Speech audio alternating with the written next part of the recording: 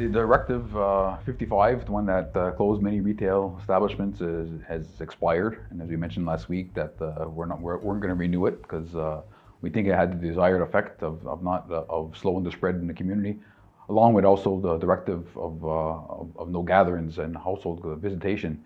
Those combined, I think, served their purpose.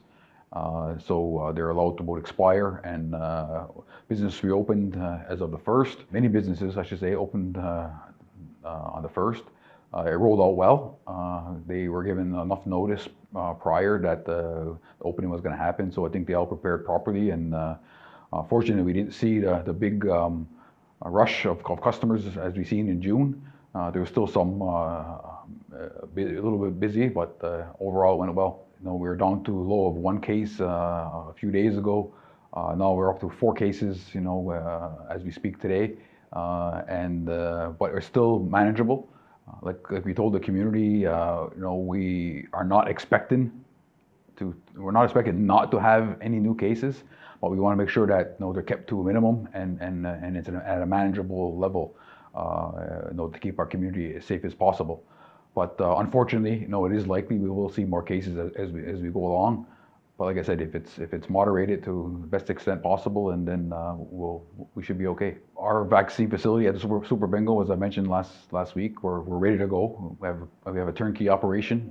We have all the human resources that we require are on standby on a moment's notice to get it up and running. But unfortunately, as you've seen on a lot of the news, there's issues with the Pfizer vaccine coming from Belgium and other issues with the European Union and exports, and the government of Canada's orders not coming in on time. So there's a lot of question marks on timeline.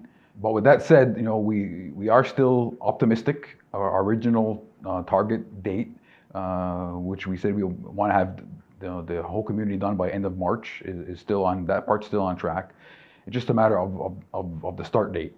I'm still hopeful we could have something by the end of this month, have a first round of vaccinations rolling out. If not, certainly early in March. But unfortunately, there are these things that are beyond our control. It's done at the pharmaceutical level with the government of Canada and Quebec, and they flow that way. So we have to take it as it comes. But we do have commitments that we will have it done in the community, by the end of March at the very latest.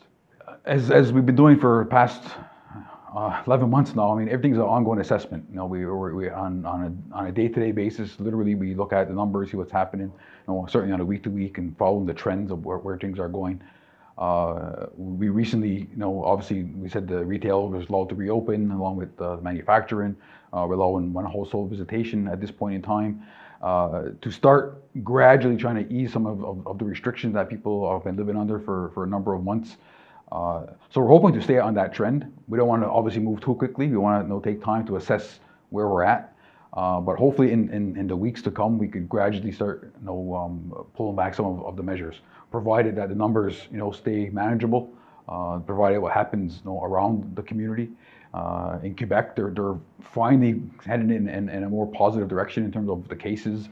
In Quebec, though the hospitalization is going down. Unfortunately, the death rate is still about 40 a day in the province of Quebec. But overall, things are heading in a more positive direction, and we just can't let off the gas too soon, or we know we could easily bounce back to where we were before. And so that's the goal. Our direction is to continue moving down the path of lesser restrictions. Certainly, once we get the vaccine in the community and that rolling out, a large percentage of our population vaccinated, and then we will be confident to move much more quicker to start, having things go back to a more normal state.